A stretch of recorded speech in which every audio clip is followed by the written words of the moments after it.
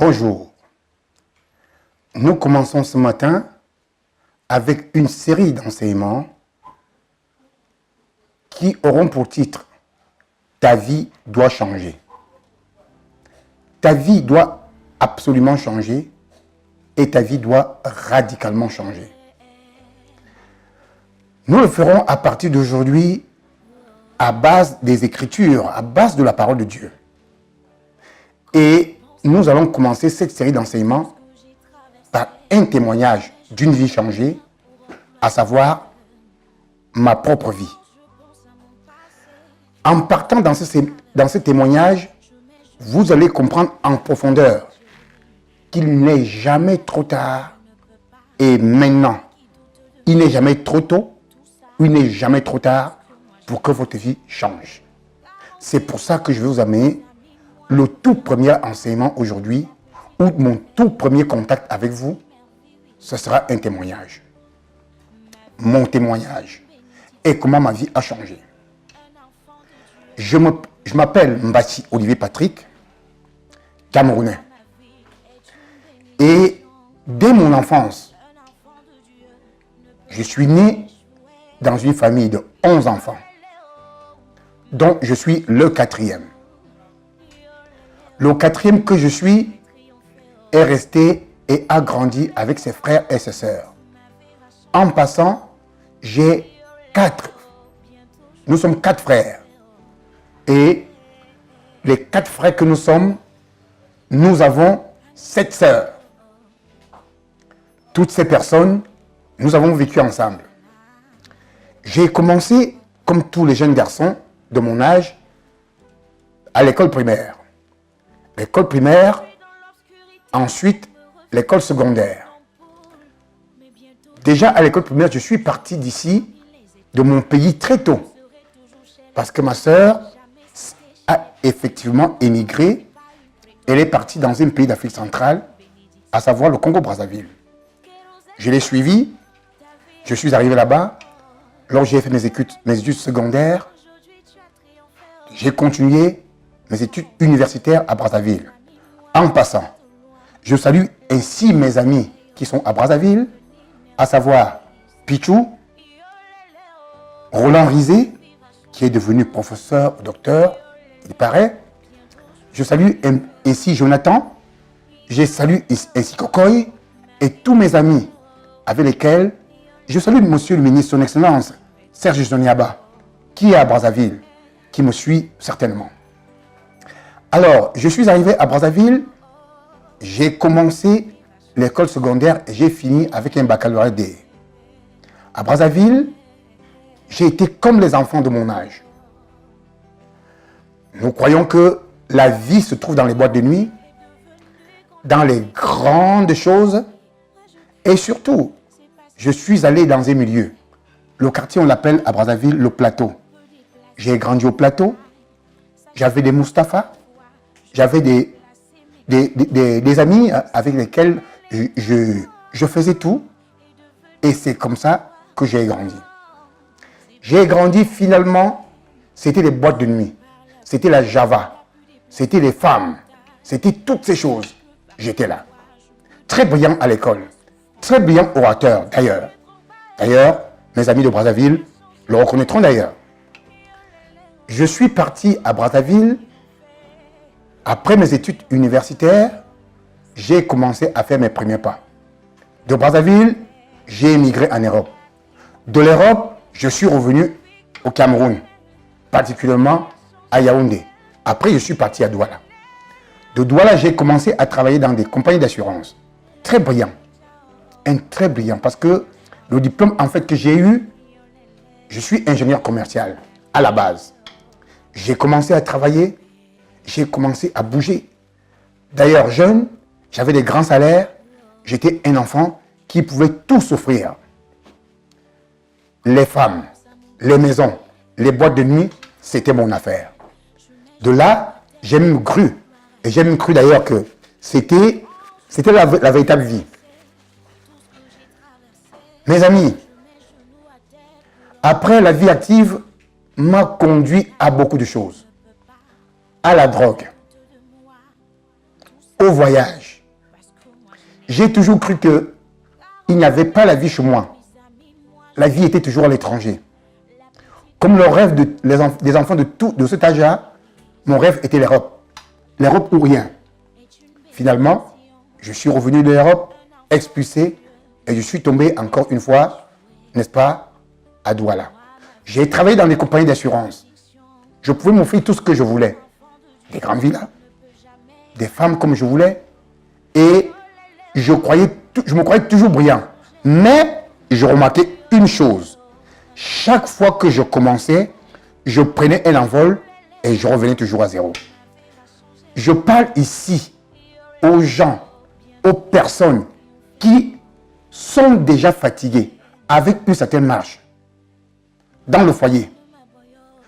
2, 3, 4, 5 ans de foyer, toujours dans la tribulation. En fait, on croit toujours que ça va aller. On croit toujours que ça va aller. Quand on reprend avec quelqu'un, n'est-ce pas, quand on reprend avec une marche, on croit toujours que ça va aller. C'est comme ça que moi-même j'ai vécu. Je crois que ça a décollé, après, ça va aller. Mais en fait, je tombe ici, n'est-ce pas, sur ce qui va faire le tournant dans ma vie. Je suis dans la compagnie d'assurance. Là, j'étais un cadre. La compagnie d'assurance de la place ici à Douala. Je m'en vais au travail un matin. En ce temps-là, il y avait des gens qu'on appelait des fémans. J'avais une très grande responsabilité et je gardais beaucoup d'argent dans mon bureau. Les fémans sont venus subitement. Ils m'ont raclé, disant qu'ils vont, n'est-ce pas, transformer l'argent que j'avais. Et comme nous, les jeunes, en ce temps-là, on met toujours les choses faciles et non efficaces, j'ai accepté qu'ils reproduisent l'argent et que je mette l'argent, n'est-ce pas, de l'assurance en place. Ils m'ont amené tout ce paquet d'argent, tout ce pactole. J'ai eu des problèmes avec mon travail. Non seulement j'ai quitté le travail, mais je suis allé en prison. Quand je suis allé en prison, je pleurais nuit et jour. Parce que dehors, je n'avais même pas le temps de réfléchir, de comprendre, de savoir, de juger, de regarder qui je suis. Mais dans une retraite comme celle-là, vraiment, je devais absolument réfléchir. Oui, je suis allé en prison. Cette prison a causé pour moi beaucoup de choses positives. Au début, j'ai cru que c'était quelque chose de négatif, mais pourtant, ça a été pour moi des choses positives. Nous sommes là dans cette première émission, dans le témoignage. Le témoignage d'une vie qui est partie de 0 à milliard. De 100 sous à milliardaire. De 0 à 1 milliard. Et plus même des milliards. Écoutez, c'est un témoignage vivant. Je suis arrivé dans cette prison à Kondangui, qui m'a donné, n'est-ce pas, de réfléchir. Je suis rentré à moi-même, j'ai commencé à réfléchir. À mon âge, j'ai perdu en une seule semaine tout ce que je croyais comme fortune. Ma maison, parce que je n'avais pas une maison, j'étais toujours un homme qui louait les maisons par-ci, par-là. Je ne pouvais pas payer ces maisons. Je suis parti en prison. Déjà en prison, une amie qui restait avec moi a d'abord tout dépouillé. Elle est partie. Je suis resté en prison. Je n'avais plus personne. Parce que mes parents, qui voulaient me donner quelques conseils, non, je ne les regardais même pas. Je fonçais, sans réfléchir, sans regarder derrière. Maintenant, arrivé en prison, j'ai mis un bémol. J'ai mis un peu de l'eau dans mon vin. Je suis resté. C'est là que se produit le tournant de ma vie en prison, à Kondangui. Qu'est-ce qui va se passer? Je suis à côté de quelqu'un qui est de ma tribu et avec mes gros airs que j'ai amenés dehors, j'étais millionnaire, multimillionnaire, mais dans l'escroquerie, dans le vol et dans le mensonge, je le regardais avec dédain. Il était à côté de moi, il sortait et on les appelait les corveillables. Il était à côté de moi, c'est pour ça que je vais saluer ici mon frère bien-aimé, Ngolo Pascal, qui a eu cette possibilité, n'est-ce pas, de me calmer et de m'adoucir. Il a commencé à me parler, à me calmer. Il m'a dit, je suis ici depuis longtemps, mais je sais que ça va passer. Qui te dit que ce n'est pas une voie, la voie la meilleure pour que tu puisses aller de l'avant? C'est la première personne qui va me parler de la Bible. Mais en attendant, 2 mois avant que je ne vienne dans cette prison, les femmes, les hommes et les femmes qui entrent dans les maisons, il y a une personne qui est venue, 3 personnes sont venues me prêcher, m'ont parlé de l'évangile à la maison, de la parole de Dieu. Et ça, je vais vous dire quelque chose. Ne recevez pas ces gens qui entrent dans les maisons pour qu'ils puissent prêcher la parole de Dieu. Parce qu'il y a d'autres qui viennent pour tuer vraiment, mais qui ne donnent pas quelque chose d'efficace. Ce qui m'a attiré parmi les 3 personnes, c'était la jeune dame qui était avec les 2 messieurs qui étaient belles. Dans mes ergots, dans mes étages, avec de l'argent volé, l'argent détourné partout, j'ai dit à la petite, écoute, les deux messieurs, vous pouvez sortir de mon camp. Mais mademoiselle, venez me regarder, venez me voir prochainement ici, dans ma maison. La fille m'a dit, ce que je veux de toi, je veux que tu sois comme moi et que tu sois transformé. Je lui ai dit, pars de chez moi. Et je continue là à la prison à Kondangui. C'est là que je vais écouter l'évangile pour la première fois. Véritablement. Je n'ai aucun autre livre pour lire. On m'a donné une toute petite Bible. Je suis entré dans cette Bible qui était devenue ma distraction. J'ai commencé à lire la Bible. Là-bas en prison, même si vous n'avez pas accepté la parole de Dieu quelque part, vous allez l'accepter en prison. Là-bas, on paye partout. À temps et à contre-temps. Les gens passent le temps à méditer et à méditer sur leur sort et à méditer sur la parole de Dieu. Mais c'est une place merveilleuse. Je comprends pourquoi est-ce que les grandes personnes que Dieu a appelées de manière particulière sont passées par la Bible, sont passées par des prisons, afin de se ressourcer et aller de l'avant. C'est comme ça que je vais partir dans cette prison, que je vais recevoir la parole de Dieu pour la première fois. Comprendre la parole de Dieu, je vais commencer à la lire et je vais continuer à entrer dans les Écritures. Cette première émission que nous avons s'appelle un témoignage. Le témoignage d'une vie zéro, partie de zéro, partie d'une vie de tribulation, partie d'une vie de désastre pour aller à ce que je suis aujourd'hui, pour être ce que je suis aujourd'hui. Or, ce que je suis aujourd'hui, une vie sucrée, une vie séculente, une vie extraordinaire, une personne qui ne pouvait se marier, mais qui a déjà une femme avec des enfants, avec une stabilité, un homme qui était errant, ayant fini de faire le tour de l'Afrique et le tour du monde, est revenu pour faire les tours des compagnies d'assurance. Pourtant brillant, selon le monde, mais zéro, selon l'esprit. Je suis allé finalement, n'est-ce pas, dans les premières rencontres pour que je sois enseigné. J'ai été enseigné. Depuis que j'avais été enseigné une fois, et avant que je n'aille dans cette prison, tout ce que j'étais dans beaucoup d'autres prisons. Les prisons de l'impudicité. Parce que quand j'étais, moi, avec mon argent, je paraissais devant des gens, je savais que j'étais grand, mais au fond de moi-même, je savais que j'étais rien. Je connaissais ma position personnelle. D'autres personnes m'acclamaient, d'autres personnes me voyaient. Et moi, n'est-ce pas, je suis parti, n'est-ce pas, pour... je suis parti, n'est-ce pas, pour que je devienne... Je croyais que j'étais une star, n'est-ce pas, de ce monde. Finalement, des femmes qui t'acclament, des hommes qui t'acclament, ceux qui étaient avec toi, quand tu tombes à la déchéance, tu ne peux plus voir personne. C'est un témoignage vivant que je fais là, comme ça, pour que tout un chacun puisse me suivre. Parce que vous pouvez être comme moi. Votre vie peut être changée comme la mienne. Comme la mienne a été changée, la vôtre peut être aussi changée. C'est pour ça que je continue dans ce témoignage.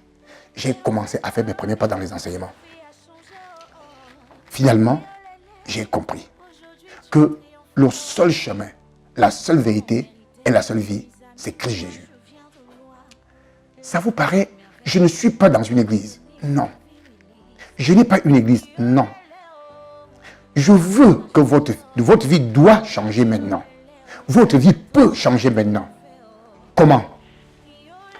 Vous êtes un agriculteur. Vous faites vos champs. Vous plantez des graines à terre. À un moment, ces graines, n'est-ce pas, produisent. Vous partez les vendre. Ou même la production que vous attendez n'est pas cela. Ou même la production, vous avez eu surproduction, mais vous ne pouvez pas voir ce que vous avez gagné. Non, la solution n'est pas que l'année prochaine, ça ira. Non, ça ne pourra pas aller. Au contraire, l'année prochaine, ce sera pire. Vous êtes une jeune fille. Vous avez eu un copain. Vous êtes déjà à l'âge majeur. Vous avez eu un ami. On vous a trompé. Quand vous avez 16 ans, vous avez continué. On vous trompe. On vous trompe. Vous continuez. Vous dites que non, finalement, je vais trouver l'homme de ma vie. C'est là, quand vous vous mettez même avec quelqu'un, vous comprenez que non, ça va. Même si vous vous mariez, vous comprenez que le temps que vous avez fait dans le mariage aujourd'hui, ça ne vaut pas la peine. Et qu'il faut absolument que quelque chose change. Tu peux changer cela aujourd'hui. En changeant, tu vas changer ton mari, tu vas changer ton foyer, tu vas changer tes enfants. Commerçants, je connais les femmes qui sont entrées au marché du Fundi. Parce que moi, j'ai été un prédicateur, n'est-ce pas, des marchés. Hein. Je connais les gens qui sont partis au marché du Fundi. S'il vous plaît. Il y a un proverbe qui dit dans mon patois que si tu vas en brousse, tu trouves un arbre. Tu vas faire le tour de la brousse, tu vois l'arbre là pour la deuxième fois. Tu refais le tour de la brousse, tu revois l'arbre là la troisième fois, tu es perdu. Si vous êtes dans le commerce, 1 an, 2 ans, 3 ans, 10 ans, 15 ans, vous êtes entré dans le commerce avec 1 million et que maintenant votre capital, c'est déjà 150 000 ou 50 000, ou vous êtes même, vous êtes, n'est-ce pas, vous avez les dettes jusqu'au cou. Votre vie, votre situation peut changer. Vous devez changer. C'est pour ça que vous devez suivre ce que je dis dans ces enseignements. Si vous suivez ce que je dis dans ces enseignements, vous allez voir, vous partirez de rien à milliard. De 0 à milliard. Je vous donne des témoignages et je vais vous donner des choses, des versets bibliques. Je vais appliquer des versets bibliques à votre vie. Parce que la Bible, les versets dit, quand on applique cela dans une vie, vous voyez une vie qui change radicalement. Et quand une vie change, si vous changez, comme votre vie doit changer maintenant, vous changez votre état personnel, vous changez votre famille, vous changez votre village, vous changez votre pays. Oh bien, comme surtout notre pays a besoin de changement maintenant. Mais le changement commence par toi, d'une manière personnelle.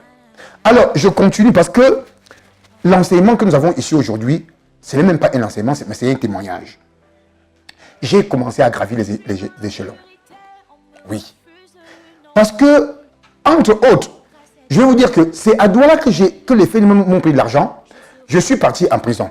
Mais j'ai revu ces faits en prison. Hein, parce qu'ils ont voulu encore me rejoindre en prison. Et en fait, c'est en prison qu'ils vont m'apprendre effectivement leur travail. Écoutez très bien, parce que j'ai sauté ce passage-là pour que vous puissiez comprendre très bien comment est-ce que je suis parti de la prison à Douala et est-ce que je suis parti à Yaoundé. Donc comme c'est un témoignage, ce passage est très important. Je suis parti de la prison de Douala très tôt parce que en fait, on a compris que d'autres personnes m'ont trompé. D'autres personnes m'ont trompé et c'est là en prison que les fémans, parce que la prison qui ne sort pas, quelqu'un de bien sort toujours quelqu'un de mal. Et c'est là en prison que moi-même je suis devenu un féman. C'est là en prison que comme j'ai commencé à fabriquer de l'argent. Ah, on ne fabrique pas l'argent. On trompe seulement la vision des gens. C'est là que moi j'ai commencé à prendre aussi de l'argent aux gens. Je suis rapidement parti de la prison de Douala parce que je n'ai pas fait un an. Et je suis effectivement venu très dangereux. J'ai commencé à prendre l'argent aux gens. Vous savez, l'argent qu'on gagne d'une manière facile, on croit qu'on s'enrichit, mais on s'appauvrit. J'ai commencé à prendre l'argent aux gens. J'ai installé tout un système d'escroquerie qui partait loin en Arabie Saoudite, qui partait loin dans d'autres pays. Je vous dis, les possessions d'argent. L'argent ne rend pas riche. Non. Ce n'est pas l'argent qui rend riche. C'est notre cœur qui est transformé, purifié, qui regarde et qui pense d'une certaine manière qui rend riche. J'ai eu de l'argent. J'ai eu des dizaines de millions. Je suis même parti aux centaines de millions. Je suis parti du Cameroun. Je suis parti faire les mêmes choses ailleurs. J'ai été fait man partout. Mais malheureusement, une fois encore de plus, je suis venu parce que j'avais à Yaoundé mon siège d'escroquerie. Je suis arrivé à Yaoundé. Quand l'argent que j'ai amené, après des séjours, n'est-ce pas, des séjours de mouvement, de partouze, des séjours de n'importe quoi dans des grands hôtels, il me manquait encore de l'argent. Parce que quand vous amenez l'argent comme ça, vous achetez des grosses voitures, vous faites tout, vous bougez. S'il vous plaît, mes frères, ce n'est pas l'argent. Vous dites que non, si j'ai l'argent, j'ai tout. Mais quand vous avez l'argent, sans un cœur pur, non. C'est votre mort. J'ai eu de l'argent de ce côté-là. Je peux vous dire de quoi il s'agit. J'ai même flirté avec les sectes pernicieuses. Je connais de quoi il s'agit. J'ai flirté avec les russes chrétiens. J'ai flirté avec les francs-maçons. Parce que pour que tu prennes de l'argent à quelqu'un, tu ne vas pas prendre l'argent à quelqu'un de cette manière-là si tu ne l'as pas d'abord spirituellement. Non, on ne prend pas l'argent à quelqu'un comme ça. On prend l'argent à quelqu'un d'une manière d'abord spirituelle. Après, tu vas venir prendre ça d'une manière naturelle. Finalement, je suis allé encore en prison à Yaoundé. Les centaines de millions que j'ai escroqués partout, mais c'est 3 millions qui m'ont mis en prison à Yaoundé.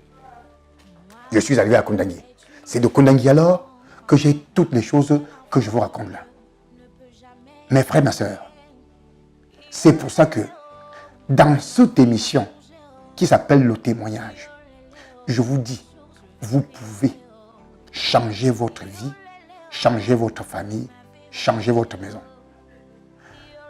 Les jeunes filles, vous pouvez changer votre vie là, ici au Cameroun. C'est pour ça que je veux, d'une manière particulière, je n'ai besoin de rien en contrepartie. J'ai envie que la jeunesse et même ceux qui sont moins jeunes, pourquoi même pas les vieillards, puissent me suivre et savoir que la vie se trouve ailleurs, la vie ne se trouve pas dans des possessions. La vie se trouve dans cette parole qui dit: ne cherchez pas l'or et l'argent. Cherchez premièrement le royaume et la justice de Dieu et toutes les choses vous seront données par-dessus. Si tu cherches le royaume et la justice de Dieu, tu ne vas pas partir mourir, n'est-ce pas, dans les lacs, dans les mers, pour partir en Europe. Non. C'est là que tu es. Là où Dieu t'a donné la vie, tu peux faire des choses extraordinaires. Tu peux avoir des possessions, d'abord en cherchant premièrement le royaume et la justice de Dieu, et toutes les choses vous seront données gratuitement. Et c'est pour ça que je suis venu. Dans ces enseignements, ou dans ces témoignages que je vais faire, je vais aller avec vous crescendo. Je vais aller avec vous pour que vous puissiez comprendre, tout un chacun de vous, comment maintenant on peut changer, pourquoi ta vie doit changer. C'est pour ça que j'aime bien des jeunes qui chantent maintenant. Un jeune Ivoirien qui dit qu'il est parti de rien et sa vie a changé. Sa vie a changé. Ta vie peut aussi changer. Parce que tu peux recevoir la bénédiction de Dieu et toute ta vie sera bouleversée. Comme moi, je suis parti de zéro pour être milliardaire. Maintenant, je vais continuer à vous demander dans ces enseignements, vous montrer comment vous pouvez partir de rien à grand, de petit à grand, d'esclave en roi. Que Dieu vous bénisse. Prochainement, le témoignage continue.